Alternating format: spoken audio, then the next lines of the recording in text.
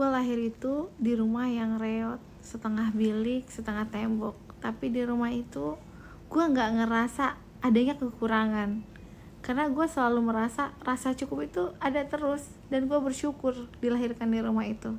Jadi lu bayangin ya kan, rumah gue itu dulu atasnya tuh bilik yang kayak dari bambu gitu, terus bawahnya itu tembok. Jadi tuh kalau atapnya tuh emang udah banyak yang bocor dan hampir mau jatuh. Jadi kalau misalkan ada angin kenceng ya kan, angin kenceng itu kita udah kayak was-was semua tuh ya, kayak was-was semua di rumah bakal rubuh nggak ya. Tapi anehnya justru waktu itu gue selalu ngerasa kayak selalu ada tawa gue sama kakak ya, meskipun berantem, namanya anak kecil ya kan. Terus gue nyium aroma bau gorengan ya kan, terus gue selalu ngedengerin bokap gue ngaji. Itu tuh kayak damai di rumah itu tuh.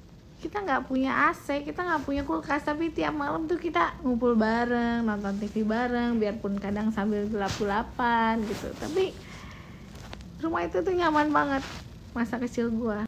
Tiap hari emak gue tuh masak, gue suka banget masakan emak gue. Dan dari situ tuh gue sadar, cukup itu bukan soal angka, tapi soal rasa. Sekarang emang rumah gue udah beda, karena kan gue udah punya keluarga, udah punya anak. Tapi rasanya tuh, kehangatannya tuh tetap sama. Dan gue pengen bikin suasana rumah yang sama rasanya kayak masa-masa kecil gue dulu. Kehangatan orang tua sama anak-anak. Meskipun ya gue gak bisa tiap hari sih sama mereka. Kalau lu ngerasa bersyukur dengan apa yang lu punya sekarang, meskipun menurut orang mungkin itu bukan hal yang besar, tapi lu sangat syukuri gitu. Meskipun itu hal-hal kecil, hal-hal sepele. Coba di komen nih, gue pengen tahu rasa versi syukur lu itu kayak gimana sih?